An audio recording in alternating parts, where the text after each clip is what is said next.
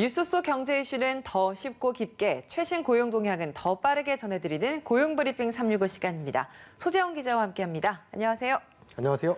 네, 오늘은 어떤 이슈 가져오셨나요? 네, 회사 다니면서 가장 위험한 순간 언제로 좀 꼽으시겠습니까? 위험한 순간이요? 예. 글쎄요, 언제일까요? 네, 저도 사실은 이런 경험이 있는데 회사에서 개인적으로 특별한 사건은 없는데 네. 나도 모르게 모르겠다. 회사 그만두고 싶다. 막 이런 느낌이 들 때가 있지 않으십니까? 늘 들으시지 않으세요? 전 늘까지는 아니고 고용이 위험합니다. 그렇다면 나 자신을 한번 자세히 들여봐야 할 때입니다. 바로 정신적인 탈진, 에너지를 소진한다는 뜻의 이른바 번아웃 증후군일 수도 있어서인데요. 네. 직장인의 새로운 고민으로 떠오른 번아웃 증후군 이슈픽에서 한번 짚어보겠습니다. 네. 사실 현대인의 굉장히 많은 사람들이 이 번아웃 증후군을 앓고 있다고 하더라고요. 근데 이 번아웃 증후군이라는 게 우리가 알고 있는 스트레스나 우울증과는 좀 차이가 있는 것 같은데요. 네, 그렇습니다. 한 가지 일에 몰두하는 사람이 장기적으로 지속하는 이 과도한 스트레스로 인해서 육체적으로, 정신적으로 극도의 피로를 느끼게 되고 탈진에 이른 상태를 바로 번아웃 증후군이라고 합니다. 그래서 이런 무기력증, 직무 거부, 자기 혐오 등에 빠지는 증상인 겁니다. 어딘가 우울증과 비슷하다, 이런 생각하시죠? 네. 우울증은 여러 양상을 보이지만 만성적으로 꾸준히 반복되는 경향이 있지만 번아웃은 극도의 피로감으로 의욕이 점차 줄어드는 감정 상태, 이렇게 보시면 될 것 같습니다. 그러니까 뭔가 소재영 기자도 그럴 것 같지만 저도 한번 이런 기분이 들어본 적은 있는 것 같아요. 근데 내가 번아웃 증후군이었을까?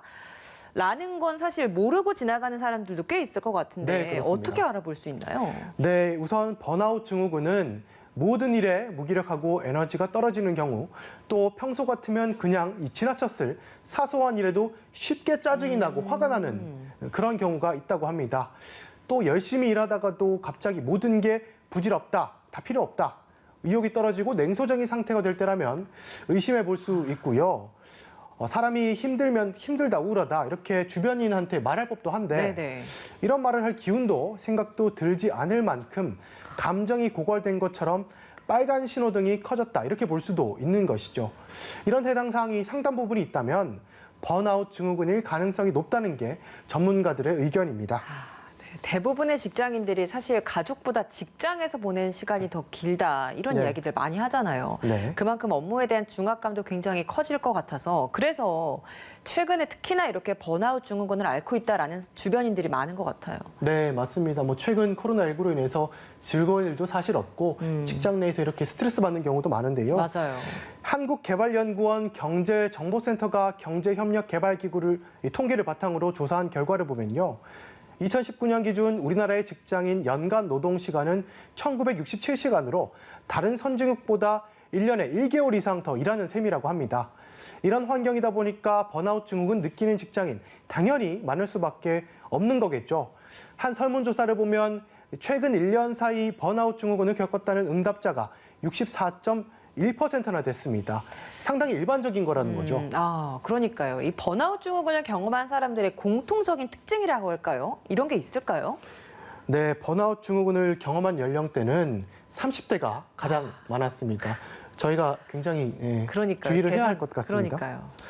그리고 경력 5에서 10년 차 직장인도 나 여기 포함되네요. 되게 많았습니다. 저도 포함됩니다.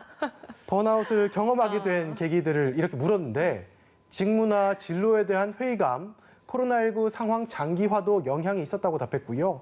일과 삶의 불균형, 워라밸 부족, 또 과도한 업무량과 실적 압박 등도 뒤를 이었습니다. 다 저희 얘기인 것 같습니다. 갑자기 답답해집니다. 뭔가 번아웃 증후군이 오는 것 같기도 하고. 네. 최근에 이 코로나19로 번아웃 증후군을 가장 크게 겪는 직군을 꼽자면 사실 저희도 웃으면서 얘기는 했습니다만 가장 이런 번아웃 증후군을 크게 겪는 직군이 바로 의료진이 아닐까라는 생각이 들어요. 네, 맞습니다. 실제로 지난 2년 동안 의료진들 굉장히 많은 고생을 하고 있고 그러니까요. 이런 번아웃 증후군 겪을 확률 굉장히 높아지고 있는데 실제로 2020년 8월 보건의료노조가 발표한 자료를 보면요. 의료진의 70.6%가 정신건강이 악화됐다, 이렇게 한계를 호소했다고 합니다.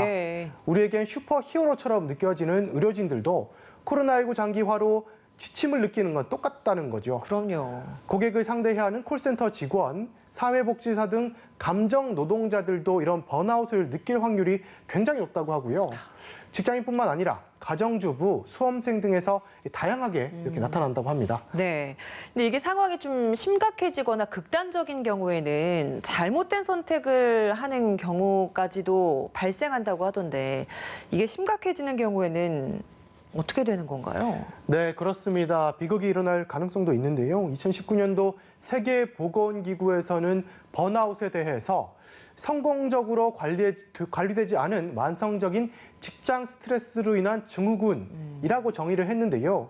건강 상태에 영향을 미칠 수 있는 주요한 이유로 판단한 거죠.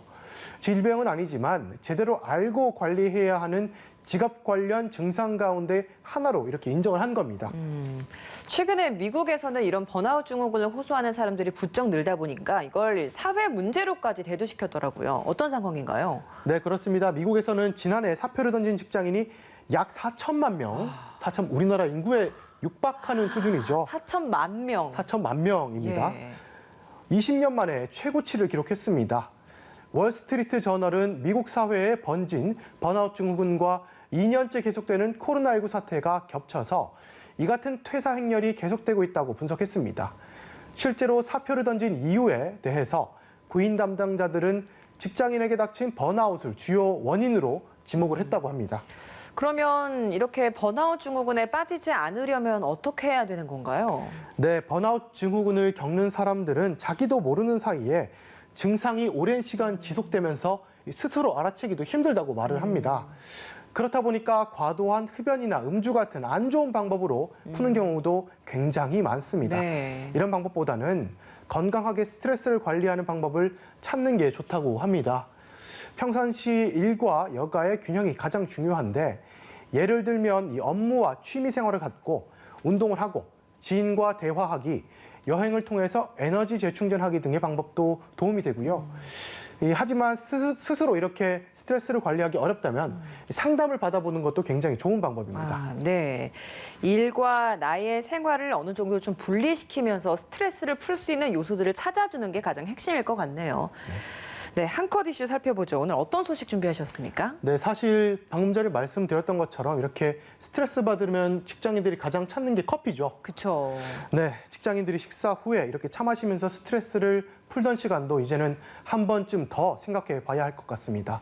커피 가격이 줄줄이 인상될까 하는 걱정의 목소리도 나오고 있습니다. 예, 유일한 행복 중에 하나인데 또 이게 또 가격이 인상된다고 하니까 슬픈 직장인들 많을 것 같습니다. 지난해 외식 물가 중에 유일하게 가격이 오르지 않았던 게 커피값이었는데 이번엔 벌써 올랐더라고요.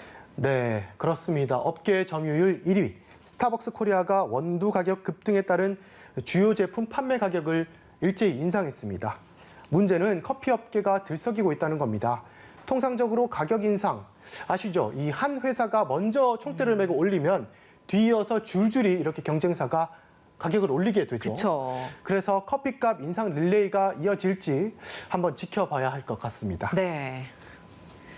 여러분의 오늘 하루는 어땠나요? 오늘도 고생한 스스로에게 잘했다, 잘했다 이렇게 칭찬도 좀 해주시고요. 열심히 일하는 만큼 자신의 마음도 잘 들여다보고 챙겨주면 좋을 것 같습니다. 오늘도 소재영 기자와 함께했습니다. 고맙습니다. 고맙습니다. 지금까지 고용브리핑 365였습니다.